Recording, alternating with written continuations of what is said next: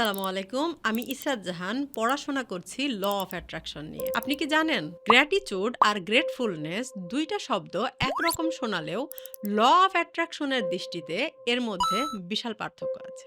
আমিও জানতাম না, কিন্তু জানার পর বুঝেছি এই পার্থক্যটাই আমাদের বাস্তবতা বদলে দিতে পারে। গ্র্যাটিটিউড মানে হলো আপনি যা পেয়েছেন বা পেতে যাচ্ছেন তার জন্য আল্লাহর কাছে কৃতজ্ঞতা প্রকাশ করা। যেমন আলহামদুলিল্লাহ, আজ সারাদিন আমি সুস্থভাবে কাটিয়েছি এবং অনেক কিছু শিখেছি।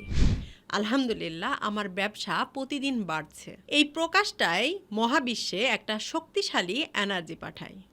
আমি খুশি, আমি আরও নিতে প্রস্তুত। এটাকে বলা যায় এনার্জি মাল্টিপ্লায়ার। কারণ আপনি যত বেশি ধন্যবাদ দিবেন তত বেশি আশীর্বাদ আপনার জীবনে ফিরে আসবে। গ্রেটফুলনেস গ্র্যাটিটিউডের চেয়েও গভীর। এটা শুধু মুখের কথা নয়, এটা একটা মানসিক অবস্থা, একটা জীবনধারা, যেখানে আপনি অনুভব করেন আমি যথেষ্ট পেয়েছি, আল্লাহ আমার প্রতি দয়ালু।